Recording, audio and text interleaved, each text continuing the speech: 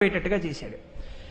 కర్ణుడెంతటి వాడంటే ఇంతటి బాణ పరంపరని బదలగొట్టి తన యొక్క బాణ పరంపర చేత అర్జునుడి రథాన్నంతటి కప్పేశాడు. చిత్రం ఏమిటంటే కర్ణుడు తన బాణ పరంపర చేత అర్జునుడి రథాన్ని కప్పేస్తే కౌరవ వీరులందరూ భేరీలు మోగిస్తున్నారు, జయనిర్ధానాలు చేస్తున్నారు, అరుస్తున్నారు. అర్జునుడు కర్ణుడిని కప్పేస్తే డీలా పడిపోయి నీరసపడిపోతున్నాడు. అంటే ఎవరిది గెలుపో ఎవరిది ఓటమో తెలియదు. వాళ్ళందరూ ఇలా చేస్తూ ఇంకా ఊరుకున్నారంటే ఏమైనట్టు? అంటే వాళ్ళు యుద్ధం మానేశారు. ఎందుకు మానేశారు? ఎందుకు చేయరు? అంటే చూడ్డానికి అలా ఉంది ఆ యుద్ధం, అంత గొప్పగా ఉంది.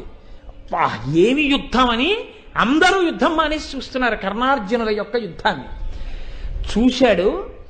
చూసి ఏకకాలమునందు బాణప్రయోగం చేసి కర్ణుడి యొక్క రథాన్ని, సారథిని, గుర్రాల్ని, పతాకాన్ని అన్నిటినీ పడగొట్టాడు. ఒక్క దూకు దూకి కర్ణుడు భూమి మీద నిలబడ్డాడు. నిలబడగానే అప్పుడు